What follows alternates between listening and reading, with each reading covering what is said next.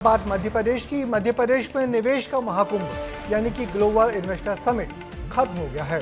प्रदेश सरकार को 30 लाख करोड़ रुपए के निवेश के एमओयू साइन हुए हैं, मगर अब बड़ी चुनौती इन एमओयू को धरातल पर उतार देती है, जिस पर डॉक्टर मोहन यादव की सरकार कैसे काम कर रही है, देखिए हमारी इस रिपोर्ट में।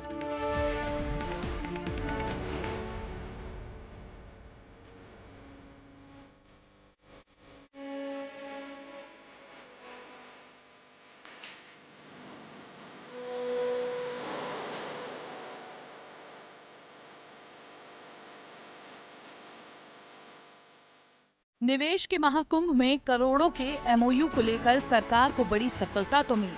निवेश के बाद अब सरकार के सामने सबसे बड़ी चुनौती इन करारों को जमीनी स्तर पर उतारने की है। सरकार की तरफ से दावा किया जा रहा है कि ये सभी निवेश आने वाले महीनों में जमीन पर कारगर साबित होंगे। और मुझे पूरा विश्वास है, जिस प्रकार की कार्य योजना मध्य प्रदेश सरकार ने बनाई है, ये 30,77,000 करोड़ के एमओयू, इसमें से महत्तम एमओयू जमीन पर उतरेंगे। जीआईएस की सफलता के बाद सबसे बड़ी चुनौती एमओयू को आकार दिलाने की है। केंद्रीय गृह मंत्री ने बड़े निवेश पर सरकार की सराहना तो की, इन्हें हकीकत में बदलने, तेजी से जुटने की नसीहत भी दी। खुद सीएम ने मॉनिटरिंग करने की भी बात कही है, लेकिन जीआईएस में आए निवेश प्रस्ताव को लेकर कांग्रेस तंज कस रही है। कांग्रेस पार्टी का कहना है कि इससे पहले भी 2003 से लगातार जीआईएस हो रही हैं। मध्य प्रदेश में अब तक उद्योग नजर नहीं आए। वहीं बीजेपी का दावा है कि सरकार बड़े स्तर पर निवेश लाने में सफल हुई है। जो थालियां टूटते हुए मैंने वो फोटो देखे, जो खाना छीनते हुए देखे, प्लेटें छीनते हुए देखे, अगर ये इन्वेस्टर है तो फिर समझ में आता है कि जो खाने के लिए वो इन्वेस्टमेंट क्या करेंगे।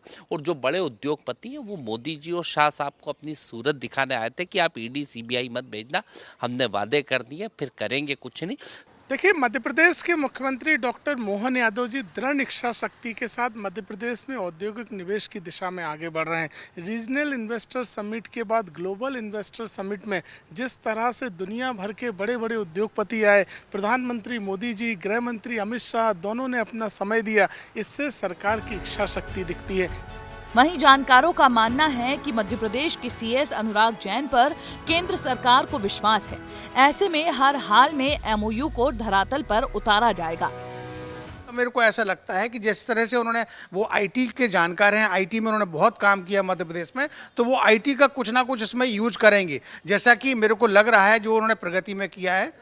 देखिए, माननीय अमित शाह जी ने कहा है और मुख्य सचिव ने भी कहा है, मुख्यमंत्री जी ने भी कहा है, तो निश्चित रूप से ज़मीन पर वो इम्प्लीमेंट होते हुए दिखेंगे।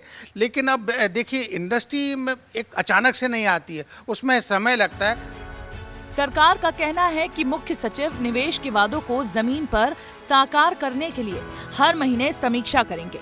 मुख्य सचिव अनुराग जैन ने भरोसा दिलाया कि सरकार निवेश के वादों को हकीकत में बदलने के लिए काम करेगी। आंकड़ों से समझे तो राज्य में करीब 30 लाख बेरोजगार युवा हैं। अगर निवेश प्रस्ताव हकीकत में बदलते हैं तो राज्य में बेरोजगारी कम होगी, ये बात तय है। जीआईएस में प्रस्तावित निवेश के आंकड़े जितने बड़े हैं, उन्हें धरातल तक ले जाने की जिम्मेदारी भी बड़ी है, और यही वजह है कि सरकार का पूरा फोकस अब आंकड़ों की खुशियां मनाने पर नहीं, बल्कि उन्हें धरातल पर साकार करने पर है। कैमरा पर्सन पुनीत के साथ रंजना दुबे, विस्तार न्यूज, भोपाल।